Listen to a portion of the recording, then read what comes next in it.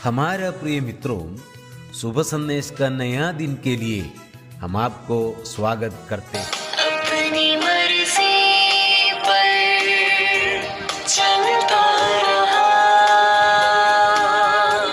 तुझको कभी भी अपना ना कहा, लेकिन प्रभु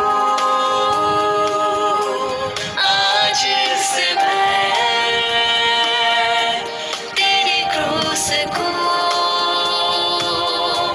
ले लेता हूँ, लेकिन प्रभु आज से मैं तेरी क्रूस को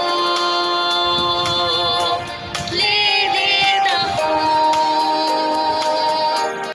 आज का संदेश प्रभु के दास जोशी अब्राहम आसम से बांटा जाएगा। प्रार्थना के साथ सुनिए। परमेश्वर का नाम की महिमा हो। आप सभी को और एक बार शुभ संदेश में स्वागत करता है। आइए आज का मनन के लिए हम लोग पढ़ेंगे इफिसियों का पत्री 2 अध्याय 20 से 22 तक। इफिसियों का पत्री 2 अध्याय 20 से 22 तक। और प्रेरितों और भविष्य वक्ताओं की नींव पर, जिसके कोने का पत्थर मसीह यीशु स्वयं ही है, बनाए गए हो, जिसमें सारी रचना एक साथ मिलकर प्रभु में एक पवित्र मंदिर बन जाती है, जिसमें तुम भी आत्मा के द्वारा परमेश्वर का निवास स्थान होने के लिए एक साथ बनाए जाते हैं। पिछले दिनों में इफिसियों का 2 पद से हम लोग देख रहे थे, उसका 11 पद से हम लोग देख रहे थे।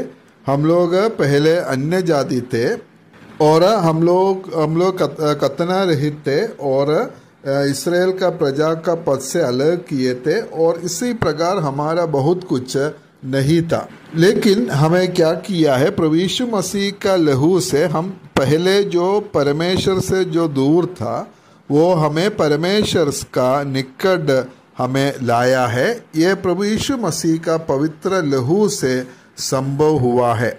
और हम लोग देख रहे थे प्रभु यीशु मसीह क्रूस पर वैर को नाश किया, मतलब इस्राएली, यहूदी और अन्य जाति का बीच में जो अंदर थे उस वैर को नाश किया, अलग करने वाला दीवार को ढा दिया और दोनों को एक देह बनाया, और इसी प्रकार परमेश्वर से हम दोनों को मिलाया है। ये कलीसिया में संभव हुआ। कलीसिया में कोई भेद नहीं है, सब कलीसिया में बराबर है। यहूदी हो, अन्य जाति हो, और सभी कलीसिया में एक है। इसलिए यहूदी हो, अन्य जाति हो, दोनों को क्या हुआ है, एक आत्मा से पिता के पास पहुंच हुआ है। और इसलिए अभी हम विदेशी नहीं है, मुसाफिर नहीं है, हम क्या है, पवित्र लोक का संगी स्वदेशी और परमेश्वर का घराने का हो गया है।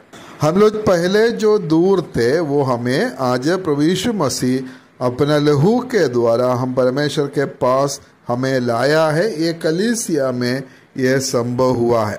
और उस कलीसिया के बारे में हम लोग आज पढ़ा है 20 से लेकर 22 पद तक। और कलीसिया का निर्माण कैसे है, हम इधर 20 पद में पढ़ा। प्रेरितों और भविष्य वक्ताओं की नींव पर, जिसके कोने का पत्थर मसीह यीशु स्वयं ही है, बनाए गए हैं, और उसमें हमें भी जो उद्धार पाए हैं, हमें भी जो उसके साथ में बना रहा है।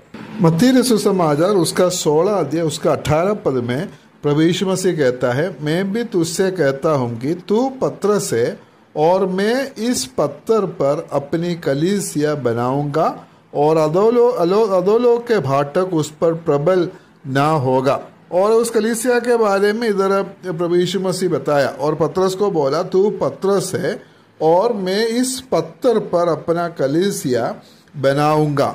इधर पतरस पर कलीसिया बनाएगा बोलकर प्रभु यीशु मसीह नहीं बोला, इस पत्थर पर, तू पतरस है, इस पत्थर पर अपनी कलीसिया बनाऊंगा। ये प्रभु यीशु मसीह अपने बारे में कहा है। और प्रभु यीशु मसीह जो है, जो उसमें कलीसिया बनाया हुआ है।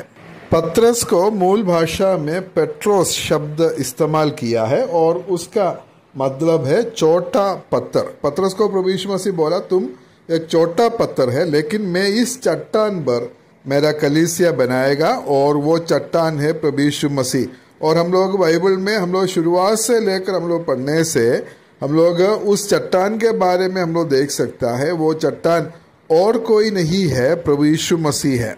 इसलिए प्रभु यीशु मसीह के ऊपर कलीसिया बना हुआ है, जो कलीसिया प्रभु यीशु मसीह के ऊपर स्थिर है। और उसके बारे में इफिसियों का पत्री में हम लोग पढ़ा है, प्रेरितों और भविष्यवक्ताओं की नींव पर जिसके कोने का पत्थर मसीह यीशु स्वयं ही है, बनाए हुए है। इधर जो कलीसिया का जो निर्माण किस प्रकार में है, ये इधर पौलुस के द्वारा हमें मिलता है। मसीह यीशु कोने का पत्थर है। कोने का पत्थर मतलब एक घर बनाने से जो इसका नींव बनाना पड़ता है, और उसमें सबसे पहले डालने वाला जो पत्थर है कोने का जो पत्थर है, और बाकी जो सारे पत्थर जो है उस कोने का पत्थर के साथ में उसको मिलाता है। और प्रभु यीशु मसीह उस कोने का पत्थर है। कलीसिया का जो मुख्य जो नींव है वो प्रभु यीशु मसीह है। प्रभु यीशु मसीह कलीसिया का नींव है और उस पर कलीसिया स्थिर है। इसलिए पिछले 2000 साल से ज़्यादा कलीसिया इस दुनिया में स्थिर है।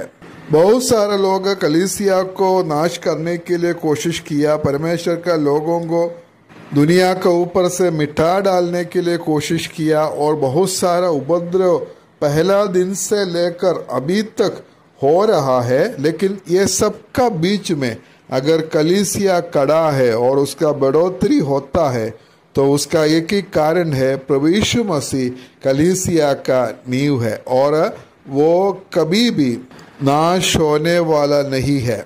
इसलिए प्रभु यीशु मसीह कोने का पत्थर है, और साथ में प्रेरितों और भविष्यवक्ताओं की नींव पर कलीसिया खड़े है। प्रेरित और भविष्यवक्ता लोग जो है कलीसिया का नींव में है।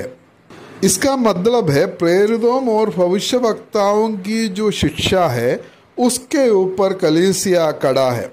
आज कलीसिया में प्रेरितों और भविष्यवक्ताएं नहीं है, क्योंकि वो लोग नींव का जो काम में उसको इस्तेमाल हुआ है, और वो कलीसिया का नींव है, और कलीसिया का नींव पहले डाल दिया है, और ऊपर में वो नींव कोई नहीं डालते हैं।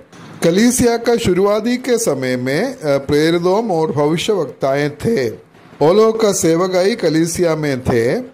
लेकिन पहला शताब्दी के बाद में वो लोग का जो सेवकाई है वो खत्म हो गया, और प्रेरित और भविष्यवक्ताएं जो शिक्षा दिया है और उसके ऊपर कलीसिया आज खड़े है।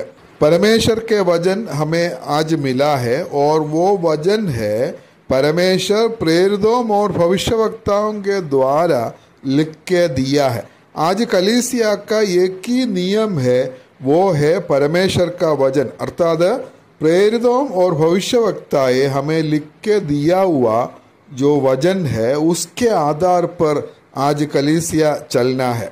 आज बहुत सारे लोग ऐसे विश्वास करते और बोलते हैं कि आज भी कलीसिया में प्रेरित लोग हैं, भविष्यवक्ता लोग हैं, और परमेश्वर का वचन काफ़ी नहीं है, हमें और कुछ भविष्यवाणी चाहिए बोलकर बताता है। लेकिन आज उस प्रकार का भविष्यवाणी और प्रेरितों का सेवकाई आज नहीं है। वे लोग कलीसिया का जो नींव के काम में उसका इस्तेमाल हुआ है।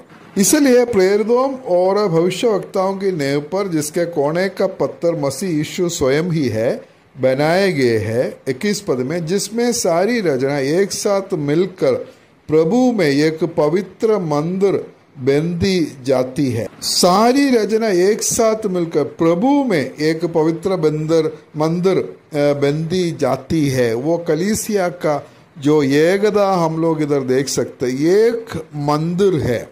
दुनिया में हम लोग अलग अलग नाम से हम लोग जानते हैं, अलग अलग डिनोमिनेशन हम लोग सुनते हैं, लेकिन प्रभु में एक ही कलीसिया है, और वो कलीसिया है उद्धार पाए हुए लोगों का झुंड है। जो लोग सही रीति में उद्धार पाया, वो उद्धार पाए हुए लोगों का झुंड है जो कलीसिया एक ही है, अलग अलग नहीं है। और आज हम लोग जो अलग अलग नाम में जो सुनता है वो सब एक एक संस्था है, लेकिन वो कलीसिया नहीं है। और 22 पद में पढ़ता है, जिसमें तुम भी आत्मा के द्वारा परमेश्वर का निवास स्थान होने के लिए एक साथ बनाए जाते हैं। उद्धार पाए हुए सभी विश्वासियों को क्या किया है, इसी कलीसिया में जो उसके साथ में बनाए जाते हैं। और ये काम जो है पवित्र आत्मा करते हैं। दुनिया का कोई पास्टर लोग या पादरी लोग इसको नहीं करता है, पवित्र आत्मा का काम है, ये काम है। कितना जो अनोखा बात हम लोग देख सकता है। जो प्रभु यीशु मसीह पर जो लोग विश्वास किया और उद्धार पाया, प्रभु यीशु मसीह को अपना दिल में ग्रहण किया, वो लोग को भी परमेश्वर इस कलीसिया में मिला देता है। और मसीह यीशु कलीसिया का कोने का पत्थर और प्रेरितों और भविष्यवक्ताएं उसका नींव का पत्थर, और उसके ऊपर में विश्वासियों को एक एक करके उसको बनाए जाते हैं। और क्यों कलीसिया को बनाते हैं, हम लोग पढ़ते हैं, जिसमें तुम भी आत्मा का द्वारा परमेश्वर का निवास स्थान होने के लिए एक साथ बनाया जाता है। परमेश्वर का निवास स्थान होने के लिए आज जो परमेश्वर कलीसिया में वास करते हैं, कलीसिया परमेश्वर का निवास स्थान है, वो निवास स्थान होने के लिए बनाए जाते हैं। परमेश्वर आज हम में वास करता है, कलीसिया में वास करता है। यह कितना बड़ा और अनोखा बात है। परमेश्वर हमें मदद करे, सहायता करे। परमेश्वर का नाम की महिमा हो।